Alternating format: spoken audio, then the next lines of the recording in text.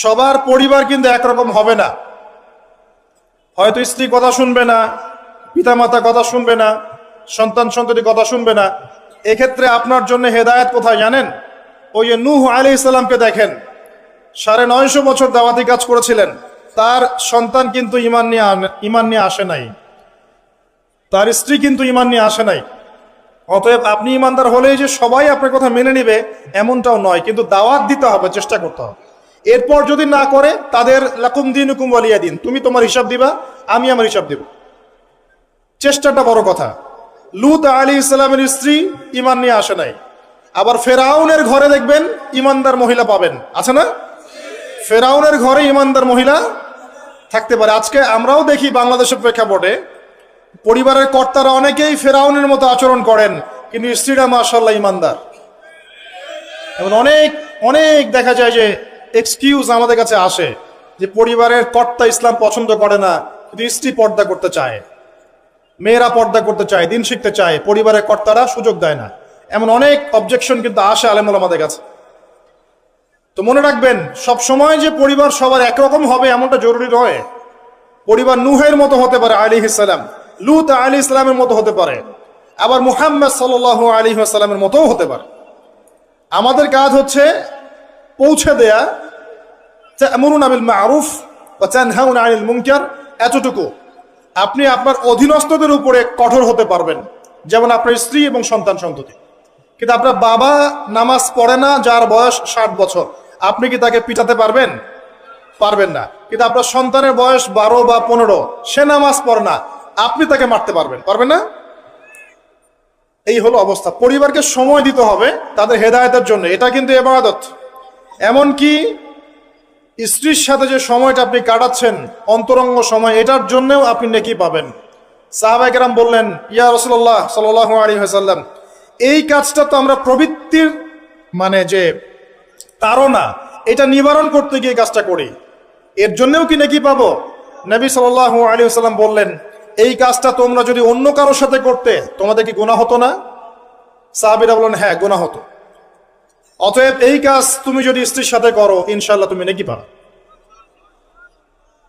সন্তানদেরকে বড় করছি, এই সন্তানদেরকে এই নিয়াতে বড় করতে হবে যে এরা বড় হয়ে আল্লাহর দ্বীনকে এগিয়ে নিবে, আল্লাহর পথে দায়ী হবে, আলেম হবে, মুজাহিদ হবে, মুহাদ্দিস হবে, মুফাসসির হবে, তারা দ্বীনের খেদমত করবে।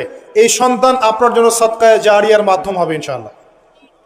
কিছু না হোক, সন্তান ভালো মানুষ হবে, তার দ্বারা কেউ ক্ষতিগ্রস্ত হবে না, সে মানবতার কল্যাণে কাজ করবে, আপনি ওই সন্তানের জন্য নেকি পাবেন ইনশাআল্লাহ তাআলা। এই যে আপনার পুরো জীবন, শুরু থেকে, ঘুম থেকে নিয়ে একেবারে পরিবার, সমাজ, রাষ্ট্র পরিচালনা পর্যন্ত প্রত্যেকটা কাজ যদি কোরআন এবং সুন্নাহর অনুকূলে হয় এবং নবী সাল্লাল্লাহু আলাইহি ওয়াসাল্লামের সুন্নাহ পদ্ধতিতে হয়, পুরো জীবনটাই আপনি নেকি পাচ্ছেন, আলহামদুলিল্লাহ। এটাই সেই আয়াত, ওয়ামা খালাকতুল জিন্না ওয়াল ইনসা ইল্লা লিয়াবুদুন, আমি মানুষ এবং জিনকে সৃষ্টি করেছি শুধুমাত্র আমার ইবাদত করার জন্য।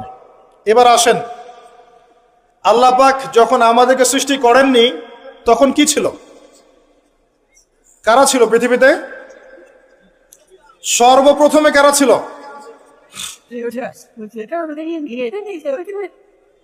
পৃথিবীতে আমরাই প্রথম প্রজাতি নই।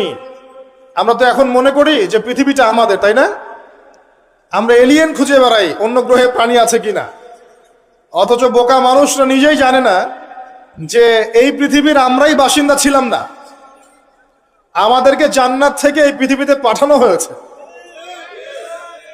এই পৃথিবীতে আমরা ছিলাম না, এই পৃথিবীতে অন্য প্রজাতি ছিল, অন্য মাখলুক ছিল। ওয়াল্লাহু আ'লাম বিসওয়াব, তারা কারা ছিল? প্রথমে আল্লাহ একা ছিলেন, কেউ ছিল? হুয়াল আউয়াল, তিনি প্রথম, এবং সবশেষে আল্লাহ পাক একা থাকবেন, কেউ থাকবে? কুল্লু মান আলাইহা ফান, আছে না আয়াত? প্রথমে আল্লাহ একা ছিলেন, শেষেও আল্লাহ একা থাকবেন। হুয়াল আউয়াল ওয়াল আখির ওয়াজ যাহির ওয়াল বাতিন ওয়া হুয়া বিকুল্লি শাইইন আলিম। আল্লাহ একা ছিলেন, এরপর আল্লাহ পাক সৃষ্টি করেছেন আরশ। আরশ মানে আল্লাহ পাক বিশাল সৃষ্টির মধ্যে সবচেয়ে বড় সৃষ্টি হচ্ছে আরশে আজিম। এই আরশে আজিমের নিচে আল্লাহ পাক ছায়া দিবেন কিয়ামতের মাঠে। কয় শ্রেণীর ব্যক্তিকে? 7 শ্রেণী না 6 শ্রেণী? কয় শ্রেণী? হ্যাঁ, 7 শ্রেণী। তার মধ্যে 1 শ্রেণী হচ্ছে তারা যারা তাদের যৌবন কালটাকে আল্লাহর পথে বিলিয়ে দিয়েছে। এই একটা হাদিসই যথেষ্ট যুবক ভাইদের জন্য, যুবতীদের জন্য, যারা তাদের যৌবন কালটাকে আল্লাহর পথে বিলিয়ে দিয়েছে, এদেরকে আল্লাহ পাক তার আরশের ছায়ায় ছায়া দিবেন। ওই দিন ওই ছায়া ছাড়া কোনো ছায়া থাকবে? আল্লাহ পাক আরশ সৃষ্টি করেছেন, আরশটা ছিল পানির উপরে। কার উপরে? কানা আরশুহু আলাল মা, তার আরশটা ছিল পানির উপরে। এরপর আল্লাহ পাক 6 দিনে সৃষ্টি করেছেন পুরো মহাবিশ্ব। কয় দিনে? 6 দিন। আমাদের দিনের মতো দিন না, আল্লাহর কাছে শুধু যে কিয়ামতের দিনটাই আমাদের হিসেবে 50,000 বছরের সমান। কত বছর ভাই?